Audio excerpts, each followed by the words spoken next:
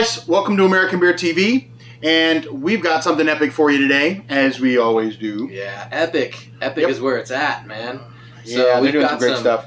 Brainless, right? On cherries. Right, exactly. So we were drinking this a little earlier, and then we realized, hey, we better save some of this because we haven't done a video on this yet. Yeah. So it's already been opened, but we recapped it, so we still got some hiss.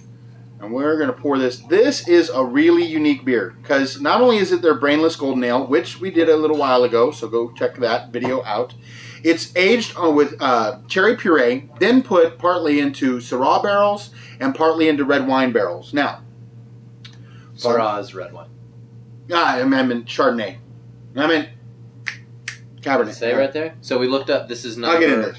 I think it's okay. Yeah, Cabernet and Syrah. Yeah. So this says release number 7. So we looked it up. Release number 11. I mean 11. Right. So wait, we can't even talk now. 7-11. Yeah. So this is release number 11, and as always, whenever we're going to do an epic beer or any other brewery that does this, we're going to try to get you the notes from it. So this is, they're saying it was brewed on November 10th and November 30th in 2011 and packaged on April 10th of 2012. Oh. It's the third use of the red wine barrels in secondary. They took a blend of They took a blend of our double gold medal winning Brainless Belgian. Ugly in here. Yeah, it's the heat. Added cherry puree and aged it on red wine oak casks for a secondary fermentation in the barrels and some additional aging. So, wow. Weyermann German Pilsner malt, Muttons Maris Otter pale malt, Briess Caraplis malt, flaked oats, and candy sugar with 100% pure cherry puree in secondary fermentation, right. And then aged in red wine barrels with champagne yeast. Ooh. And that's why it gets up to that 10.7%. So hops ferments the sugar out of the cherry. Right.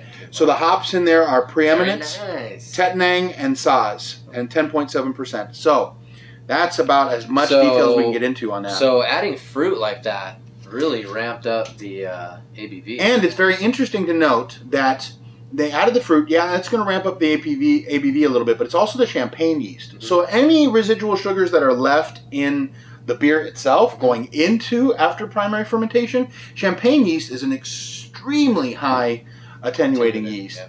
And one of the cool things about it, since they're using fruit and they're using wine barrels, they actually use the wine yeast to finish it off. Mm-hmm. So that's really going to add some interesting quality. So let's get into this here. The nose, you're definitely getting tons of fruit. You're getting some oak.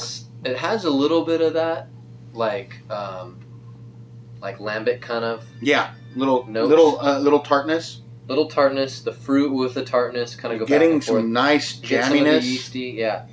Like you would expect on a wine. Yeah. I really can't say I've ever gotten like that jelly jammy, like sweet, fruity. Yeah. You're getting some of the wood out of there. A little strawberry, I'm getting too. You're just getting tons of nice fruit flavors on that. It's really nice. So let's get in and give this a taste. Let's drink some beer. Ooh. I'm doing it. Now this has tons of flavor. Lots of tannins from the wood. Mm-hmm. This, like, when you're trying to describe the flavor, a lot of the same flavor descriptors are of wine. Right. You're definitely getting the jamminess. You're getting that tannin characteristic. Because that dries you out right here from the hops and even from the oak is more of a tannic. Yep. And that mixed with the acidity add this like vinous quality. It's not sweet at all. No. It's very, very dry. But your mind is telling you it's sweet, but it's not because your palate is dry afterwards. It is. There's no sweetness in there. But the nose, and when you throw it on your palate, you think, oh, this is sweet like candy, but it's not because it just completely dries out. You know, if you really just, close your eyes and you just take a drink and you analyze and you just search for sweetness, you'll find none. I think your mind tells you that it's sweet too because it's pink or red. There's just nothing sweet in there. You're getting some fruit notes. You're getting a lot of fruit notes. This tastes way more like a wine than a beer. And it's expertly crafted. Really balanced. Amazingly drinkable for 10.7%. Yeah, I love the tartness. Yeah. It's got that little snap. Mm-hmm. It's just truly an awesome beer. Now, this is one of the ones, whenever I start talking about Epic, and people would be like, have you had the Brainless on Cherries yet? And I'm like, I know. And they're like, you need to try that beer. And I'm like, Okay, and this is Yeah, one of the I've had, ones like that have been 4 different people tell me that you got to get cherries. I'm like, well, yeah, because we did the brainless, Brainless. and we did the brainless on peaches. But we haven't done the brainless on cherries yet until now, and this is just a knock your socks off beer. If you want to convert a wine drinker to beer, you give them this, and they'll be like, "What?" And they'll freak out. Yeah. It's good. Truly awesome beer. And this would pair so well with food.